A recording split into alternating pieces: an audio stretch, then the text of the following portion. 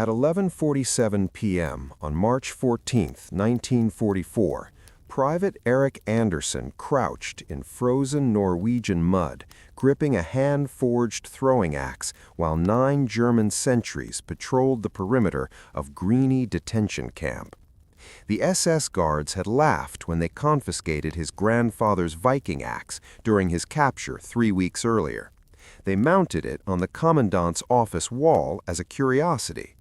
In the next 40 minutes, Anderson would retrieve that axe, kill those 9 guards without firing a single shot, and lead 17 Norwegian resistance fighters to freedom across 12 miles of enemy territory.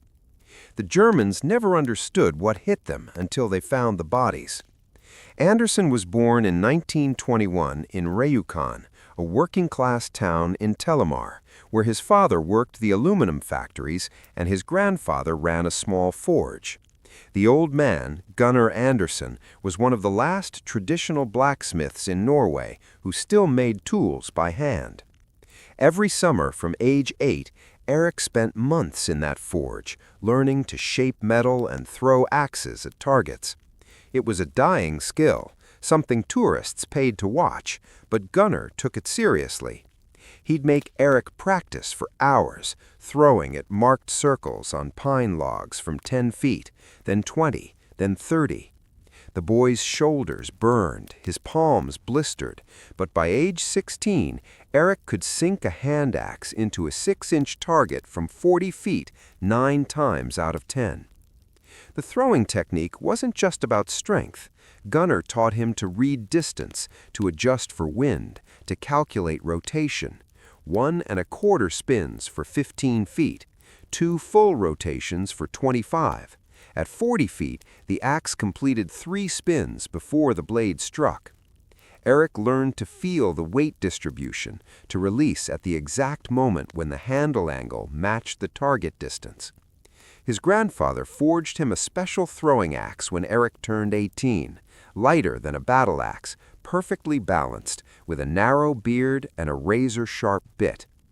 The handle was Norwegian ash, the head was high-carbon steel, and the whole thing weighed exactly 2.5 pounds. Eric never thought the skill mattered.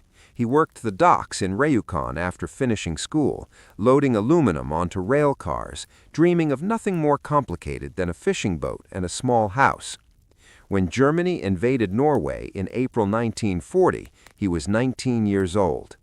He watched Wehrmacht troops march through his town, requisition the factories, turn Norwegian workers into laborers for the Reich. He joined the resistance in 1941, running messages at first, then weapons, then helping RAF pilots escape to Sweden. The Gestapo arrested him in February 1944 during a weapons drop that went wrong. Someone had talked. They took 12 resistance fighters that night, including Eric's childhood friend, Lars Bergman. The Germans transported them to Greeny, a detention camp 8 miles north of Oslo. It wasn't a death camp, but prisoners died there regularly from cold, disease, and occasional executions. The SS guards processed Eric on the arrival, cataloging his possessions. When they found the throwing axe wrapped in his pack, they didn't understand what it was. The interrogating officer, Hauptsturmführer Klaus Richter, examined it with curiosity. Eric told him it was his grandfather's. Richter laughed, called it a Viking toy, and hung it on his office wall next to a Norwegian flag he'd captured. Eric said nothing. He memorized the layout of the building, the distance from the window to the wall, the height of the mount. Greeny held approximately 300 prisoners in March 1944. The compound consisted of wooden barracks surrounded by double barbed wire fences, guard towers at each corner, and a main administrative building where the commandant and senior officers worked. The guards rotated in 3 shifts. Night shift was smallest, usually 12 men covering the entire perimeter. They walked predictable patterns, checking the wire every 30 minutes, smoking cigarettes near the gate, staying close to the braziers when the temperature dropped below freezing. Eric watched them for 3 weeks, memorizing every detail. The resistance fighters in Greenie knew about a planned mass execution.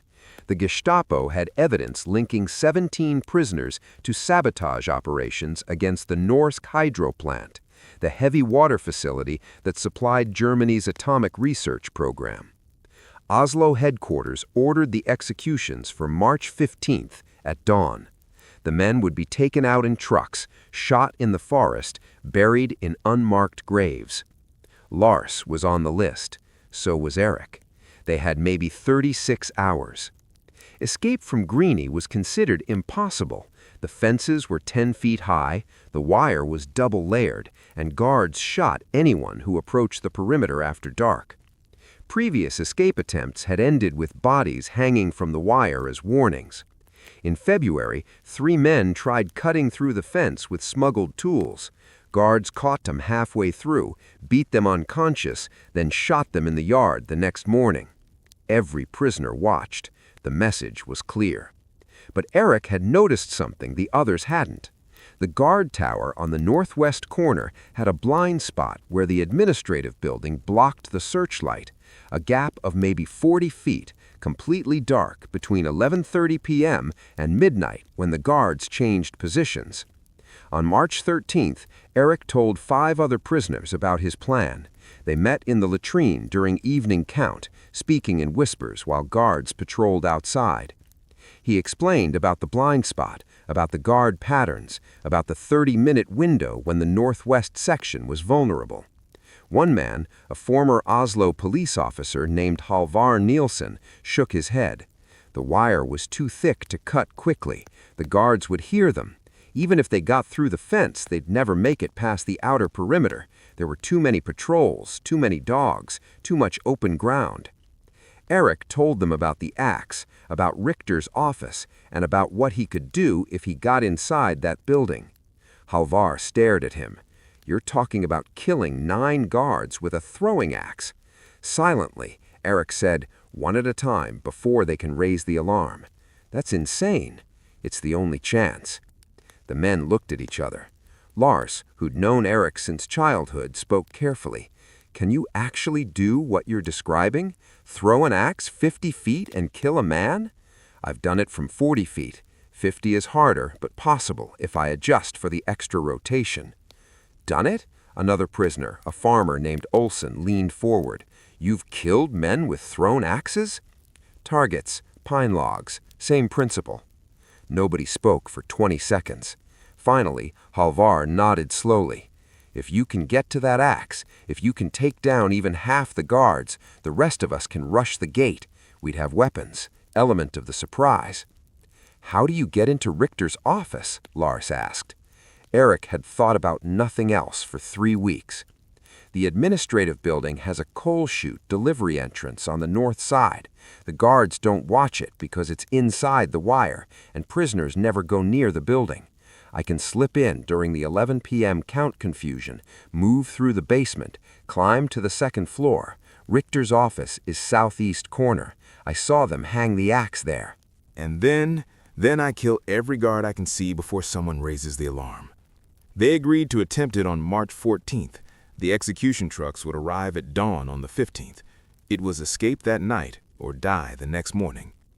Eric spent March 14th memorizing guard positions during every count, every meal distribution, every patrol change. He noted which guards smoked, which ones talked to each other, which ones stayed isolated. He calculated throwing distances from Artur's window to each patrol point. The closest guard station was 42 feet. The farthest was 68 feet. He'd never thrown accurately past 50 feet, but he'd have to try. At 10:45 p.m. on March 14th, the temperature was 28 degrees Fahrenheit. Eric wore his thinnest clothes, nothing that would snag or rustle. He tied strips of torn blanket around his boots to muffle footsteps. During the evening count, he positioned himself near the latrine building, the structure closest to the administrative block. When guards ordered prisoners back to barracks at 11 p.m., Eric slipped behind the latrine, pressed himself flat against the wall, and waited. Searchlights swept the yard, voices shouted in German. Barracks doors slammed shut. Then silence. He moved at 11:12 p.m. The blind spot opened up as the northwest tower guard turned to light a cigarette. Eric crossed 40 feet of open ground in 18 seconds, staying low, making no sound. The coal chute was exactly where he remembered, a wooden door set into the building's foundation.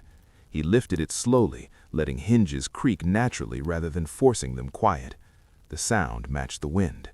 He slipped inside, closed the door, and descended into complete darkness. The basement smelled like coal dust and mildew. Eric felt his way forward, hands on stone walls, counting steps. 12 steps to the east wall, turn left, 20 steps to the stairwell. The administrative building was 2 stories, wooden construction above a stone foundation.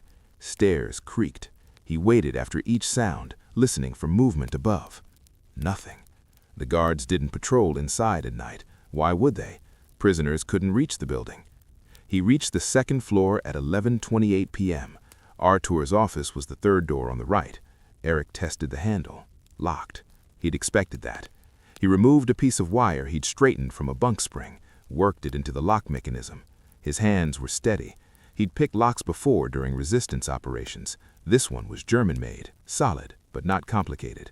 The cylinder turned after 90 seconds of pressure. The door opened. Artur's office was dark except for moonlight through the window. Eric saw the axe immediately, mounted on the wall between 2 Wehrmacht recruitment posters, his grandfather's work, the handle worn smooth from years of practice, the blade still sharp despite the Germans' neglect. He lifted it off the mount, felt the familiar weight, tested the balance. Perfect, exactly as he remembered. He moved to the window and looked out at the compound. 9 guards were visible, 3 smoking near the main gate, 2 walking the eastern fence, 1 in the northwest tower, 1 checking the wire near the latrine, 2 more patrolling the gap between inner and outer perimeter. All of them carried rifles. Most had pistols holstered. They walked casually, no urgency, no concern. Why would they worry? The prisoners were locked in barracks, half-starved, unarmed. Eric opened the window slowly. Cold air rushed in. He evaluated the distances. Nearest guard was 42 feet away, standing near the gate, rifle slung over his shoulder. Second nearest was 45 feet, walking the fence. Tower guard was 53 feet. The 2 outer perimeter guards were 60-plus feet, maybe too far. He'd have to take the close ones first, move fast, hope surprise bought him enough time. He gripped the axe, felt for the balance point, visualized the throw. 42 feet meant just over 2 full rotations. Release angle had to be precise. The guard near the gate turned sideways, presenting his profile. Eric drew back, stepped into the throw exactly as his grandfather taught him. The axe left his hand with a whisper of displaced air. 2 1/4 rotations. The blade struck the guard's temple at 42 feet, sinking 3 inches into his skull. The man dropped without a sound, crumpling forward onto the frozen ground. His rifle clattered against stone. Too loud. Eric froze. The second guard, 45 feet away, turned toward the noise. Eric was already moving. He sprinted down the stairs, out through the coal chute, across the yard to where the first guard lay. Blood pooled around the man's head, steaming in the cold. Eric retrieved the axe with 1 hard pull, grabbed the guard's rifle, checked the magazine. 8 rounds. He turned as the second guard came around the corner of the administrative building, saw the body, started to raise his weapon. The axe spun through the air at 45 feet. This time it took 2 1/2 rotations, struck the guard in the chest, just below the sternum, drove through his ribcage into his heart. He made a gasping sound, tried to shout, couldn't get air. He fell backward, hitting the ground hard. Eric reached him in 5 seconds, pulled the axe free, took the man's rifle and ammunition. 2 down, 7 guards remaining. No alarm yet, but the tower guard had noticed the movement, was turning his searchlight toward the administrative building. Eric dropped flat as light swept over him, playing dead next to the second guard's body. The searchlight paused, moved on. The tower guard called out in German. No response. He called again, louder this time. Eric rolled behind the corner of the building as the searchlight returned. He heard the tower guard working the bolt on his rifle, heard him shouting for the gate guards. 3 guards at the gate started moving, bringing their rifles up, spreading out to investigate. Eric had maybe 20 seconds before they found the bodies and raised the full alarm. He stepped out from cover with the stolen rifle, fired twice. 1 gate guard went down. Another dove behind the guard shack. The third started running toward the barracks, shouting. Eric tracked him, fired, missed. The guard reached the barracks, started hammering on the door, yelling for reinforcements. The tower guard opened fire. Bullets struck the ground near Eric's feet, kicked up frozen dirt. Eric ran for the fence, threw himself behind a drainage ditch, rolled to his knees with the axe in hand. The tower guard was 53 feet away, elevated 15 feet in his position. Difficult angle, hard throw. Eric stood, drew back, released. The axe spun 3 full rotations, rising, angling up. It struck the guard's shoulder instead of his head, buried in muscle and bone. Not a kill shot. The guard screamed, dropped his rifle, clutched at the axe handle. Eric grabbed the second stolen rifle, aimed, fired 4 rounds. 2 hit. The guard fell backward in the tower, crashed through the wooden railing, landed on the ground with a sound like breaking branches. Eric reached him in 10 seconds, retrieved the axe from his shoulder, finished him with a quick strike. 4 guards dead, 5 remaining. The 2 outer perimeter guards were running toward the compound, attracted by the gunfire. The guard who'd reached the barracks was still shouting, trying to organize a response. The remaining gate guard was behind cover, firing blindly. Eric counted rounds. The gate guard had fired 6 times, probably had 4 rounds left. Isadio perimeter guards were 60 feet out, closing fast. Eric made a decision. He sprinted toward the main gate, using the guard shack for cover. The gate guard leaned out to fire, exposed his head. Eric threw the axe from 30 feet. Perfect rotation. The blade split the man's skull vertically, drove down through his brain. He died instantly. Eric reached him, pulled the axe free, grabbed ammunition from his belt. The 2 perimeter guards were 40 feet away now, firing as they ran. Bullets winded past Eric's head. He dropped behind the guard's shack, loaded fresh magazines into both rifles, waited. The guards advanced recklessly, thinking they had him pinned. When they were 30 feet away, Eric stepped out and fired both rifles simultaneously. One guard took 3 rounds in the chest. The other caught 2 in the stomach, went down screaming. Eric approached the stomach-shot guard, who was crawling toward his weapon. The man looked young, maybe 20, terrified. He begged in German. Eric didn't understand the words, but he understood the meaning. He raised the axe. The guard closed his eyes. Eric struck once. The screaming stopped. 6 guards dead, 3 remaining. The barracks guard was still shouting, but he'd stopped hammering. He'd realized what was happening, that his friends were dying, that someone was killing them methodically. Eric heard him running, boots pounding on frozen ground, heading toward the commons quarters to raise the full alarm. Eric chased him. The guard had a 40-yard head start, but Eric was faster, driven by urgency and 3 weeks of hunger-fueled rage. He closed the distance to 30 yards, then 20. The guard glanced back, saw Eric gaining, tried to run faster. His boots slipped on ice. He fell, scrambled up, lost 3 seconds. Eric threw at 25 feet. The axe rotated once, struck the guard between the shoulder blades, severed his spine. He went down face first, slid across the ice, stopped moving. Eric retrieved the axe, breathing hard now, chest burning. 7 dead, 2 guards remaining, probably inside the common quarters, probably already raising the alarm by telephone. He ran to the building, kicked open the door. 2 guards inside, both scrambling for weapons. One grabbed a pistol from his belt. Eric threw from 15 feet, close range, 1 rotation. The axe hit him in the throat, crushed his windpipe, pinned him to the wall. The last guard had a rifle, brought it up, aimed at Eric's chest. Eric dove left as the rifle fired. The bullet passed through the space where he'd been standing, punched through the wall. Eric rolled, came up with one of the stolen rifles, fired 3 times. All 3 rounds hit center mass. The guard staggered, fell, didn't move. Silence. Eric stood alone in the common quarters, surrounded by German corpses, holding his grandfather's axe.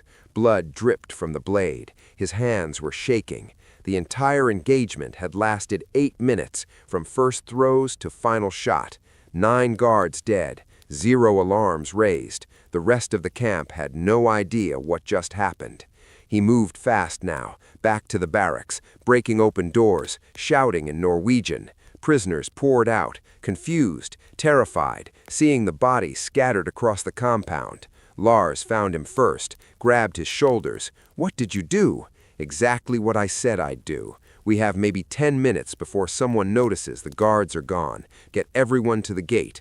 17 prisoners who were scheduled for execution gathered at the main gate. Eric broke open the weapons locker, distributed rifles and pistols. Most of the men had military experience, knew how to shoot. They formed a defensive line while Eric worked on the gate lock with wire picks. It opened after 2 minutes of fumbling. The gate swung wide. Freedom lay beyond. They ran into the Norwegian forest at 12:23 a.m. on March 15, 1944. The temperature had dropped to 25 degrees. None of them wore proper winter clothes. Most hadn't eaten a full meal in weeks, but they moved fast, driven by survival instinct. Eric led them northwest toward Swedish border, 12 miles through enemy territory. He carried 2 rifles, his axe, and 120 rounds of ammunition. The first 2 miles were easy, dark forest, no roads, no patrols. But at 1:15 a.m., they heard dogs barking behind them. The Germans had discovered the bodies, sent tracking dogs and soldiers. Eric counted at least 20 men in the pursuit force, maybe more. The refugees couldn't outrun them. They had to hide or fight.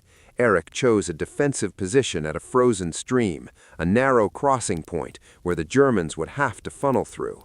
He positioned his 17 men in a semicircle, told them to aim low, conserve ammunition. The dogs reached them first, 3 German shepherds straining against leashes. The handlers were 15 feet behind, visible in the moonlight.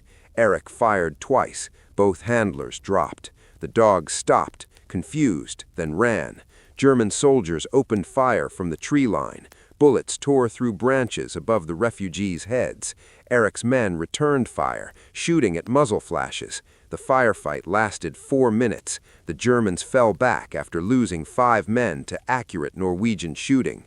They regrouped, tried to flank from the east. Eric repositioned his defenses, kept them contained. At 2:30 a.m., the Germans withdrew completely, either out of ammunition or unwilling to take more casualties. Eric waited 20 minutes to be sure. Then they moved again, heading northwest, abandoning the stream crossing for deeper forest. 3 of the refugees were wounded, nothing serious, but they slowed the group. Lars helped carry a man named Peterson, who'd taken a bullet in the leg. Eric led from the front, checking for patrols, choosing the path. They reached a frozen lake at 4 a.m. Norway was 6 miles beyond the far shore. The ice looked solid, but Eric wasn't sure. February had been warm. The surface might not hold their weight. He tested it with a boot, felt it flex but not crack. They'd have to risk it. Going around would add hours they didn't have. Dawn was coming at 6:30 a.m. The Germans would track them easily in daylight. They crossed in single file, spreading out their weight. The ice groaned but held. Halfway across, Eric heard cracking sounds. He told everyone to stop moving, to lie flat, to distribute weight.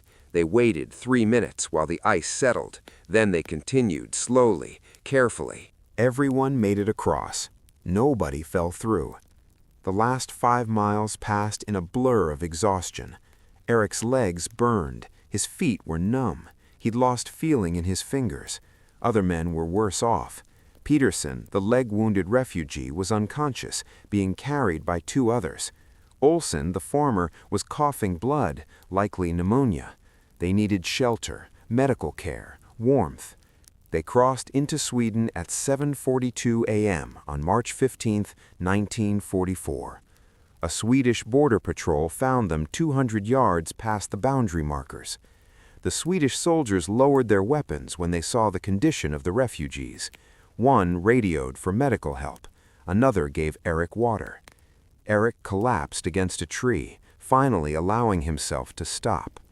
All 17 prisoners survived. Swedish authorities transported them to a hospital in Kiruna, treated their wounds and frostbite. Eric lost 3 toes to cold damage. Olsen developed full pneumonia, but recovered after 2 weeks. Peterson's leg wound healed without infection. They spent 6 weeks in Sweden before being transported to England to join Norwegian forces in exile. Erik's debriefing took place in London during April 1944. British intelligence officers didn't believe his initial account. 9 German guards killed with a throwing axe? Impossible. They questioned him repeatedly, looking for inconsistencies. Erik told the same story every time. The officers brought in the other 16 refugees. Every man confirmed Erik's account. The guards died exactly as Erik described. The evidence was undeniable. Norwegian intelligence filed an after-action report dated April 28, 1944. It documented the escape, the killings, the pursuit, the survival. The report noted that no previous escape from Greenie had succeeded. It recommended Erik for Norway's highest military decoration, the War Cross with Sword. The award ceremony took place in London on June 3, 1944, 2 days before D-Day. King Haakon VII, Norway's exiled monarch, presented the medal personally. Erik stood at attention while the king pinned the cross to his uniform. The other 16 survivors attended. Several were crying. Erik never spoke about the mission after the war. He returned to Rjukan in 1945, found his father still working the aluminum plant, found his grandfather dead from illness during the occupation. The forge was abandoned, tools rusted, the old Viking techniques forgotten. Erik cleaned it out, sold the equipment, used the money to buy a small fishing boat. He spent the rest of his life on Norwegian waters, catching cod and mackerel, living alone in a cabin near the coast. The freed prisoners stayed in contact. Every March 15th, they gathered in Oslo, 17 men who shouldn't have survived. They drink and remember that frozen night when Erik Andersen killed 9 guards without raising an alarm. Lars Bergman became a teacher, told his students about the war, always mentioned Erik's name. Halvard Nilsen joined Oslo police again, eventually became chief of detectives. Peterson recovered from his leg wound, returned to farming. All of them remembered Erik as the man who saved their lives with his grandfather's axe. Erik died in 1983 at age 62, heart attack while working his fishing nets. His funeral in Rjukan drew a crowd of 200 people. 12 of the original 17 survivors attended, old men now, white-haired and bent. They buried him with his war cross and his grandfather's throwing axe. The priest spoke about courage and sacrifice. The survivors didn't speak. They didn't need to. They knew what Erik had done.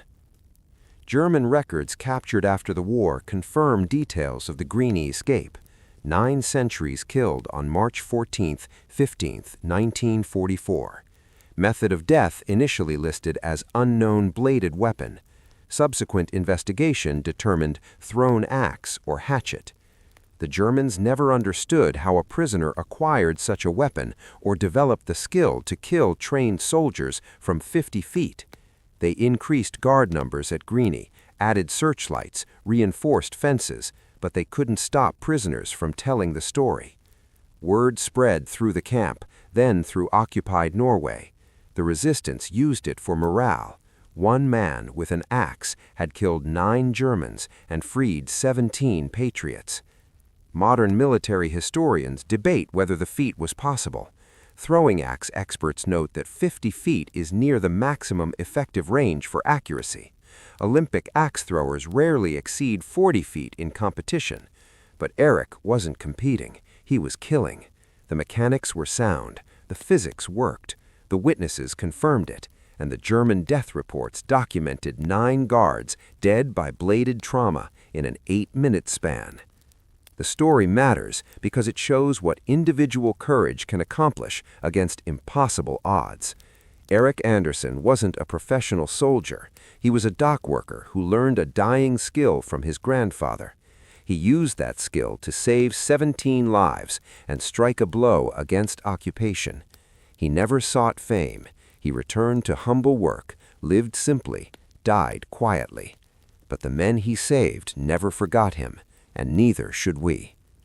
If you found this story compelling, please like this video. Subscribe to stay connected with these untold histories. Leave a comment telling us where you're watching from.